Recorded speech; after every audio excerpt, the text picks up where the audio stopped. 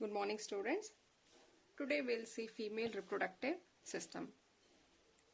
It is located in the pelvic region, meaning it is a region between the abdomen and leg. You call it as pelvic region.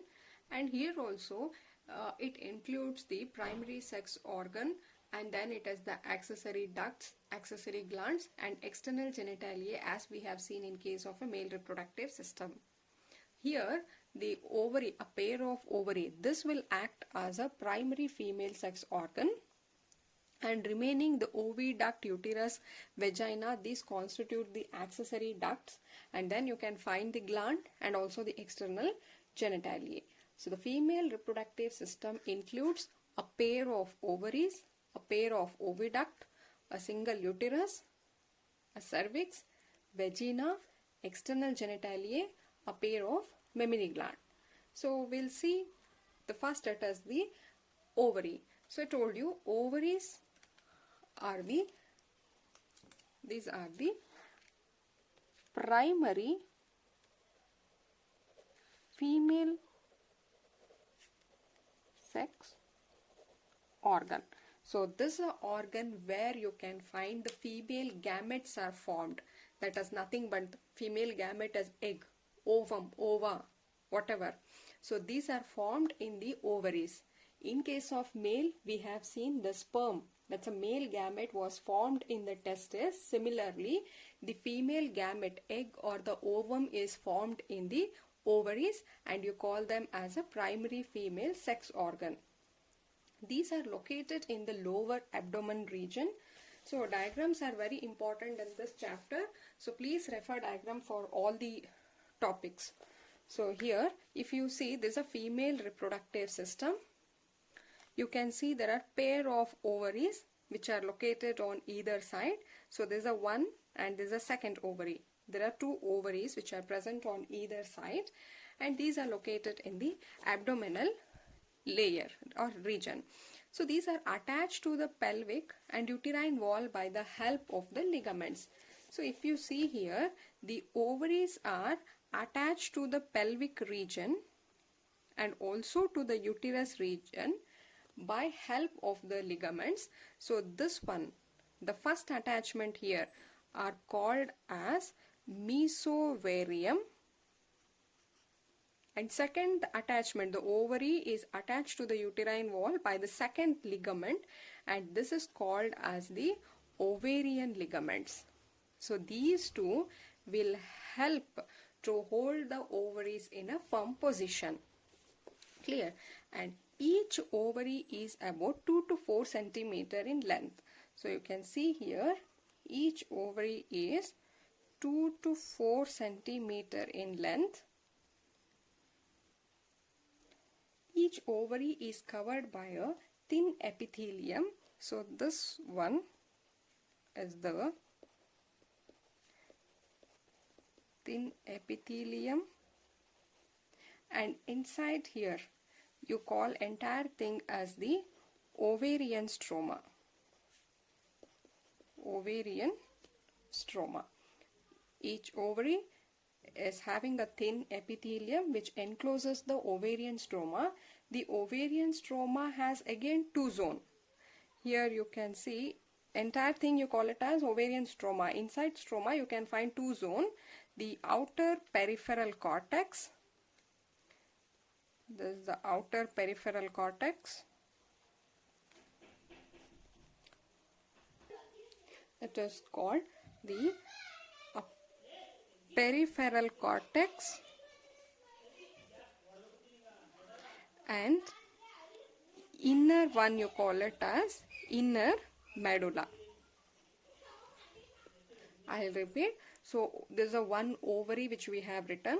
So there is a thin epithelia which encloses the ovarian stroma. Inside the ovarian stroma there are two zones, the outer peripheral cortex region and the inner one you call it as medulla.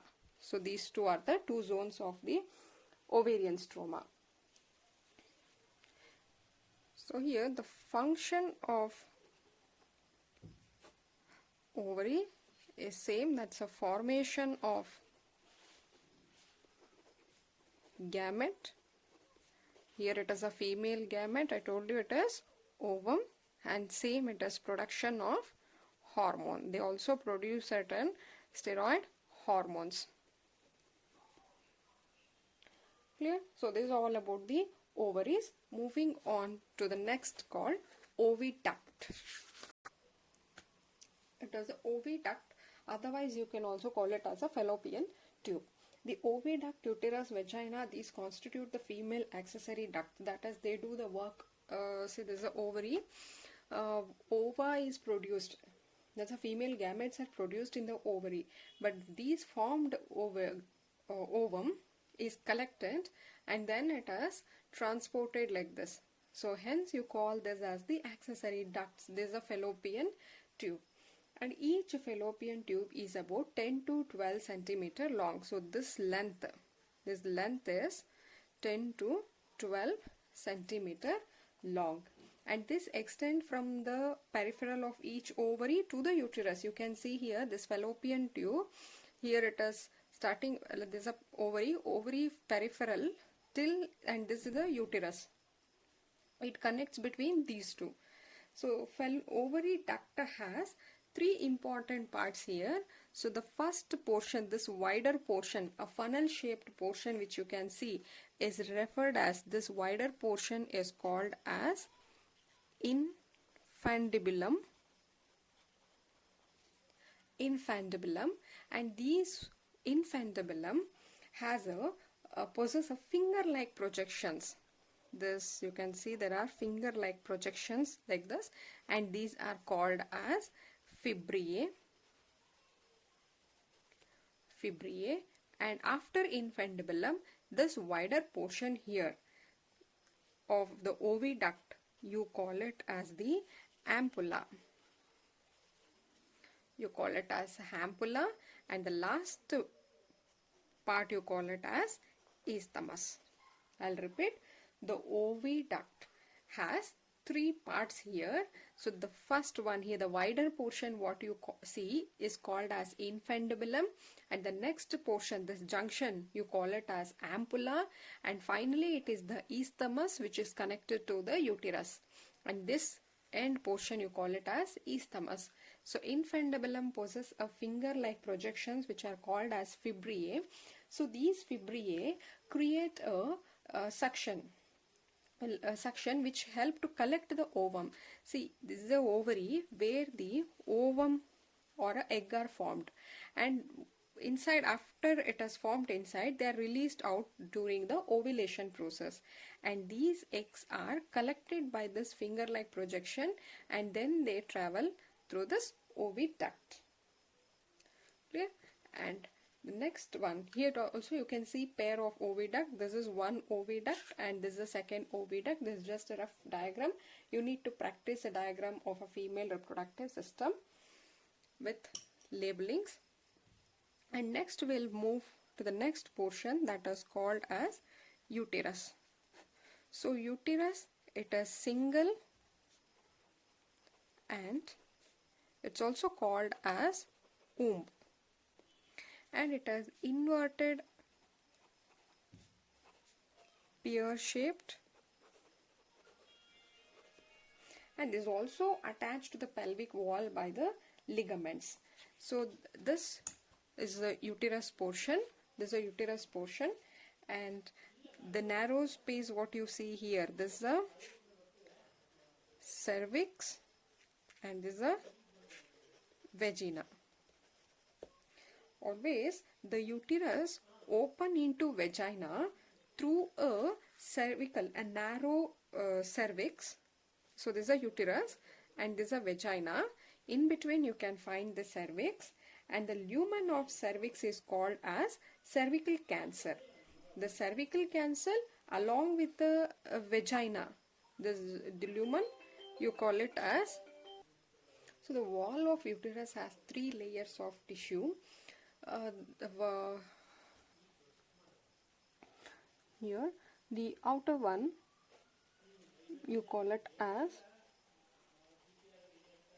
perimetrium, and the middle one you call it as myometrium, and the innermost layer you call it as endometrium. So these are the walls of the uterus. So here the perimetrium is an external thin membranous.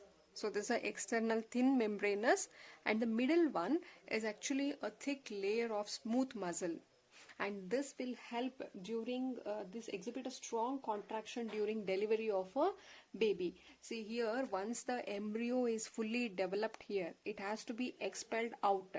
For that, it is necessary for the uterine wall to get contract. It has to stretch. So that is the myometrium, which will exhibit that strong contraction during delivery of a baby. And innermost one, you call it as this endometrium.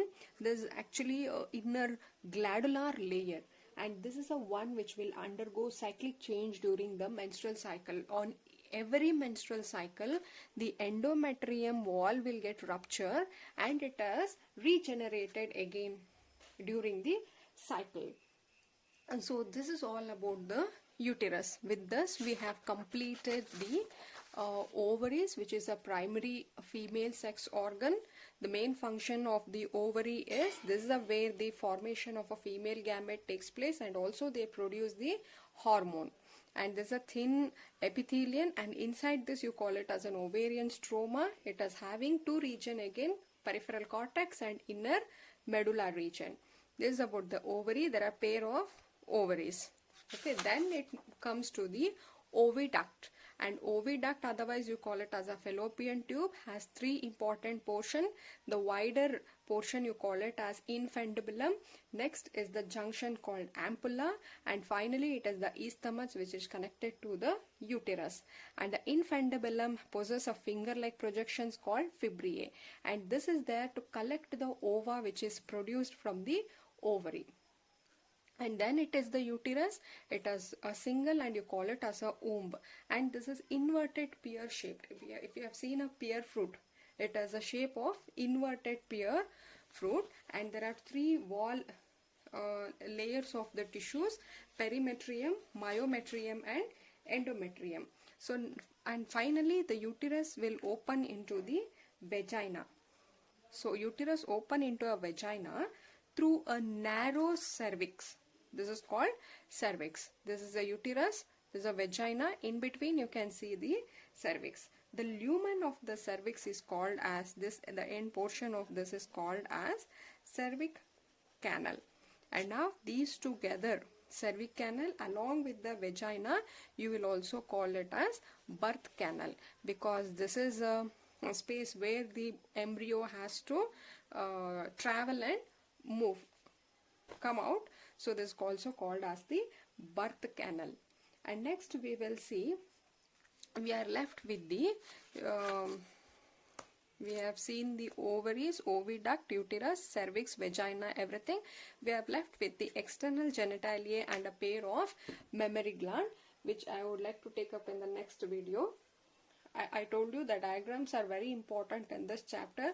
Every time there is a diagram, either they will ask for a male reproductive system diagram, this picture, or they can ask for a female reproductive system. Clear? So these two are the most repeatedly asked question, but there are chances for asking this seminal vesicle, and totally a diagram is compulsory from this chapter. Clear? So next video we will take up the external genitalia and the pair of mammary glands.